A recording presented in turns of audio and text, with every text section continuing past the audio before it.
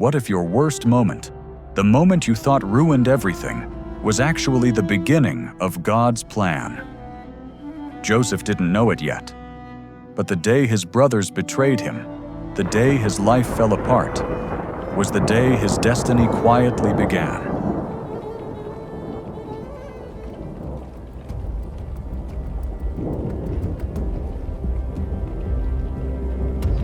This is the story of Joseph, a story of dreams, jealousy, betrayal, injustice, and a God who never stopped working behind the scenes.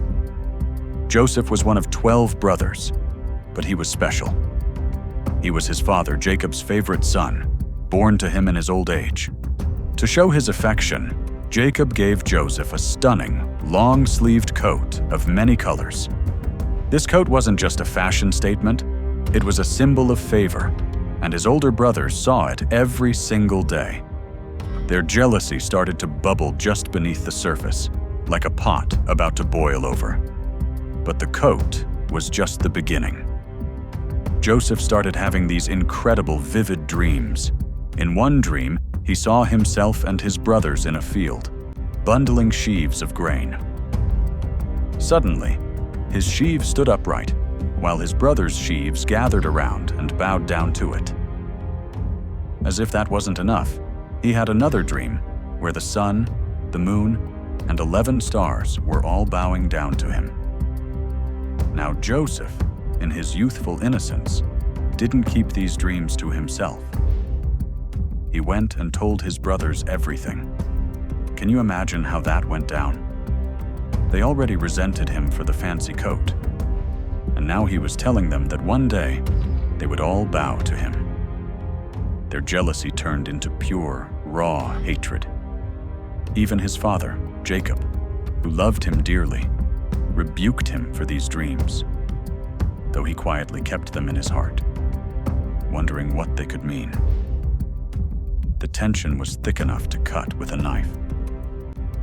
One day, Jacob sent Joseph to check on his brothers, who were grazing their flocks miles away. As they saw him approaching from a distance, they saw their chance. "Here comes the dreamer," they sneered. Their hatred boiled over, and they plotted to get rid of him for good. Their initial plan was brutal. They wanted to kill him and throw him into a pit, then lie to their father and say a wild animal had attacked him.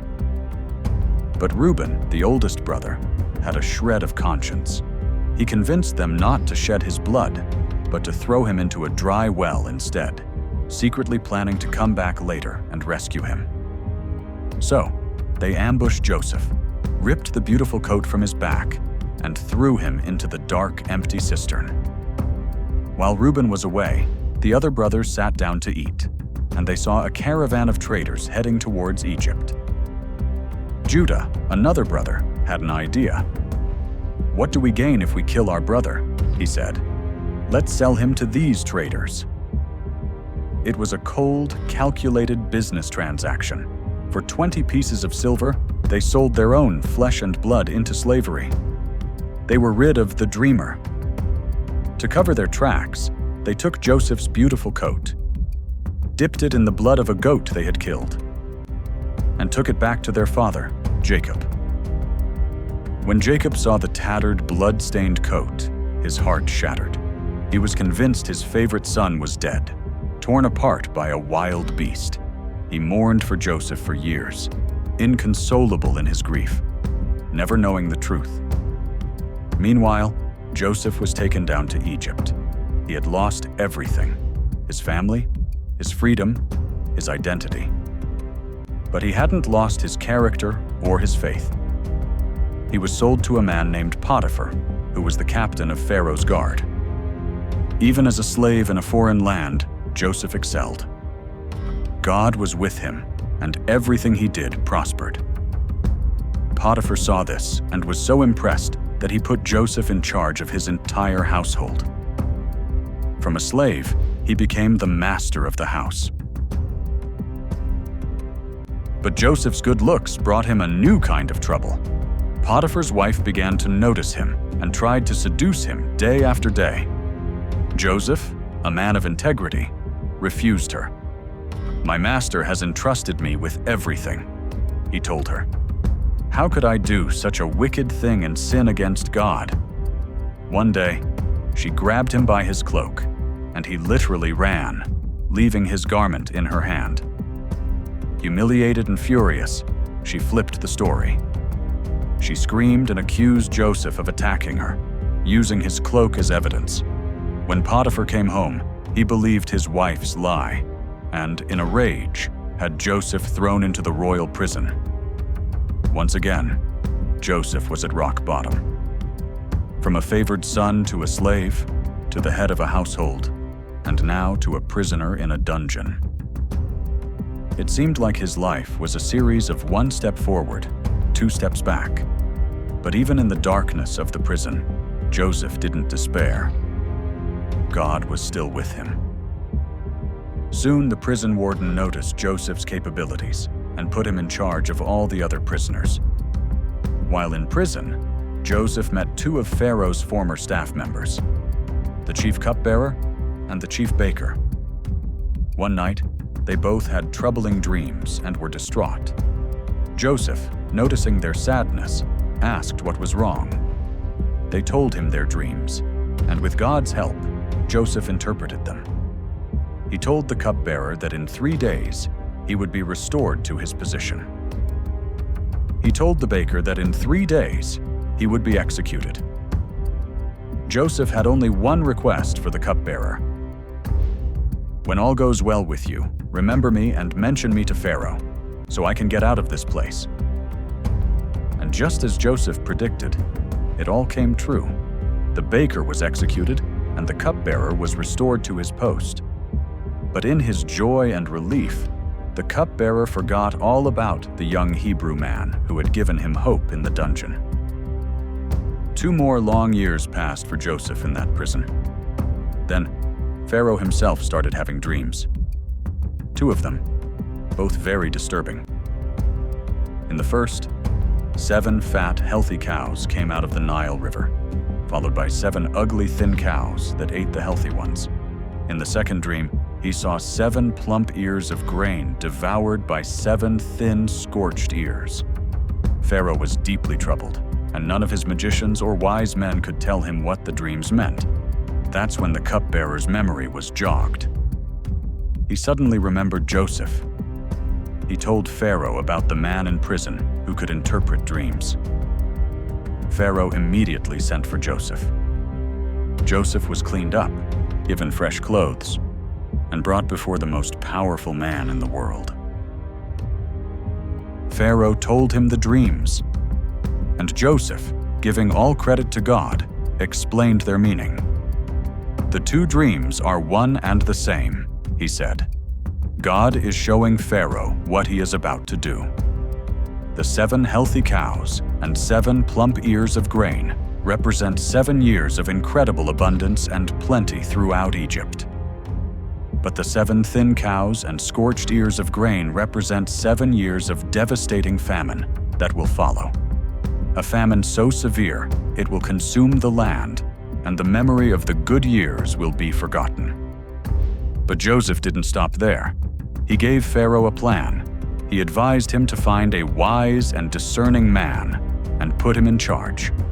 This man should collect 1/5 of the harvest during the 7 good years and store it up in granaries, saving it for the 7 years of famine. Pharaoh was blown away by Joseph's wisdom.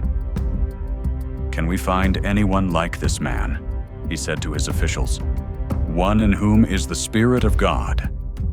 He looked at Joseph and said, "Since God has made all this known to you, there is no one so discerning and wise as you. You shall be in charge of my palace, and all my people are to submit to your orders. Only with respect to the throne will I be greater than you." Just like that, Joseph, the 30-year-old former slave and prisoner, was made the 2nd most powerful man in Egypt. Pharaoh gave him his signet ring, fine linen robes, and a gold chain. He was given a wife and a new Egyptian name. The boy who was sold for 20 pieces of silver now controlled the wealth of an entire nation. For 7 years, Joseph oversaw the storage of grain, collecting so much it was like the sand of the sea. Then, just as he had predicted, the famine hit. It wasn't just in Egypt. It spread across the whole region. People from all over came to Egypt to buy grain, because Joseph had saved them. The famine was severe in Canaan, where Jacob and his sons still lived. When Jacob heard there was grain in Egypt, he sent his 10 older sons to go and buy some, keeping only his youngest, Benjamin, at home, fearing he might lose him too. So the 10 brothers traveled to Egypt. When they arrived, they were brought before the powerful Egyptian governor to ask for food. They bowed down before him, their faces to the ground. They had no idea they were bowing to the very brother they had sold into slavery 20 years earlier. But Joseph recognized them immediately. His dreams had come true. The sheaves were bowing. The stars were bowing. Joseph's heart must have been pounding. He could have revealed himself right then. He could have taken his revenge, but he didn't. He wanted to see if his brothers had changed. Had they learned anything? Were their hearts still full of hatred and jealousy? He spoke to them harshly through an interpreter, accusing them of being spies. They frantically denied it, telling him they were 12 brothers, sons of one man, explaining that one was no more, and the youngest was at home with their father. This was Joseph's chance. He demanded they prove their story by bringing their youngest brother, Benjamin, back to Egypt. To ensure they would return, he kept one of them, Simeon, as a hostage. The brothers returned to Jacob, distraught. They told him everything, but Jacob refused to let Benjamin go. He had already lost Joseph. He couldn't bear to lose Benjamin too. But the famine grew worse, and their grain ran out. Judah, the same brother who suggested selling Joseph, stepped forward and personally guaranteed Benjamin's safety, offering his own life in his place. Reluctantly, Jacob agreed. So the brothers returned to Egypt, this time with Benjamin. When Joseph saw them and saw that his younger brother was safe, he was overcome with emotion and had to leave the room to weep. He composed himself and invited them all to his home for a meal. He gave them back their money, released Simeon, and gave Benjamin 5 times the portion of food as the others. The next morning, as they prepared to leave, Joseph devised one final test. He had his own personal silver cup secretly placed in Benjamin's sack of grain. Shortly after they left the city, he sent his steward to chase them down and accuse them of theft. The brothers were horrified and swore their innocence. They said if the cup was found with any of them, that person could be put to death, and the rest would become slaves. They unloaded their sacks, and the search began, starting with the oldest and ending with the youngest. And there it was, the silver cup in Benjamin's sack. They were devastated. They tore their clothes and were brought back to Joseph's house. This was the ultimate test. Would they abandon Benjamin, just as they had abandoned Joseph so many years ago? But something had changed. Judah stepped forward and gave an impassioned speech. He told Joseph about their elderly father, how his life was bound up in Benjamin's, and how losing another son would kill him. He offered himself as a slave in Benjamin's place. "Let your servant remain here as my lord's slave," he pleaded, "but let the boy go back with his brothers." In that moment, Joseph saw it. He saw true remorse. He saw love and self-sacrifice. They were no longer the cruel, jealous boys who had sold him into slavery. They had changed. Joseph could no longer control himself. He ordered everyone out of the room except for his brothers. And then he broke down, weeping so loudly that the entire palace could hear him. "I am Joseph!" he cried out. "Is my father still alive?" His brothers were speechless, terrified. The powerful Egyptian governor was the brother they had betrayed. But Joseph told them, "Do not be distressed, and do not be angry with yourselves for selling me here." And then he said some of the most powerful words in history. "It was not you who sent me here, but God. He sent me ahead of you to preserve for you a remnant on earth and to save your lives by a great deliverance." He saw God's hand in everything: the betrayal, the slavery, the prison. He saw it all as part of a divine plan to save his family and the world from starvation. He forgave them completely, embraced them, and wept with them. The story ends with a beautiful reunion. Joseph brought his entire family, his brothers and his beloved father Jacob, to live in Egypt. Pharaoh gave them the best land, and Joseph provided for them through the rest of the famine. The family that was broken by jealousy was healed by forgiveness. The dreamer, who was cast out, became the savior of his people. What an incredible journey! It teaches us that even when things seem dark and hopeless, even when we face betrayal and injustice, there can be a greater purpose at work. It's a powerful reminder of the strength of forgiveness and the idea that what others mean for evil can be turned into something amazing. Thanks for watching this incredible story unfold with me.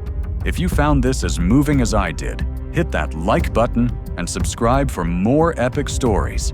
Until next time.